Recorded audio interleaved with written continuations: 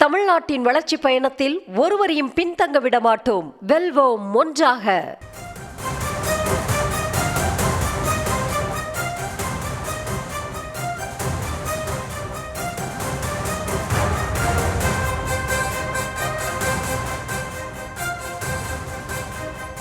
மற்றும் ஒரு அண்மை செய்தி, தமிழக வெற்றிக் கழகத்தின் தேர்தல் அறிக்கை தயாரிப்பு குழுவை அக்கட்சியினுடைய தலைவர் விஜய் அறிவித்திருக்கிறார்.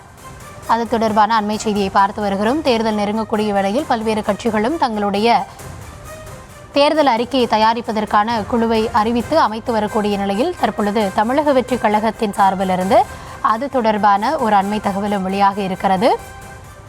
இது குறித்த முழுமையான விவரங்களோடு நம்முடைய செய்தியாளர் ஜெரி இணைந்திருக்கிறார். ஜெரி, வணக்கம்.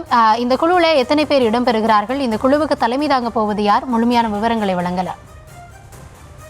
வணக்கம்.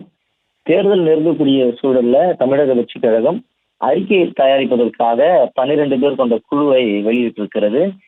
சில தினங்களுக்கு முன்பு கட்சி தலைமை அலுவலகத்துல மாவட்ட செயலாளர்கள் ஆலோசனை கூட்டம் நடைபெற்று அந்த கூட்டத்துல 2 குழுக்கள் தயாரிப்பதற்காக அறிவிப்புகள் வெளியாகி இருந்தது. அதில் ஒன்று தேர்தல் அறிக்கை குழு. அதுல 12 பேர் இடம்பெற்றிருக்கிறார்கள். அதன் அறிவிப்பினை தற்போது தமிழக வெற்றிக் கழக தலைவர் விஜய் எக்ஸ் வலைதளத்திலே வெளியிட்டிருக்கிறார். அதுல தமிழ்நாடு மக்களின் முன்னேற்றத்தையும் மாநிலத்தின் ஒட்டுமொத்த வளர்ச்சியையும் நோக்கமாக கொண்டு நடைபெறவுள்ள சட்டமன்ற தேர்தலை முன்னிட்டு தமிழக வெற்றிக் கழகம் சார்பில் தேர்தல் அறிக்கை தயாரிக்கப்பட இருக்கிறது. இதற்காக சிறப்பு குழு அமைக்கப்படுகிறது. இந்த குழு தமிழகம் முழுவதும் பொதுமக்கள், சிறு குறு தொழில் அமைப்புகள், தொழிலாளர் அமைப்பு, பொருளாளர் மற்றும் தொழில் வல்லுநர்கள், வர்த்தக சபை, பல்வேறு ஊழியர் சங்கங்கள், விவசாய சங்கங்கள், கல்வியாளர்கள், மருத்துவர்கள், செவிலியர்கள், மகளிர் அமைப்புகள், இளைஞர் அமைப்புகள் உள்ளிட்ட பல்வேறு தரப்பினரின் கருத்துக்களையும் தேவைகளையும் அறிந்து தரவுகளை பெற உள்ளது.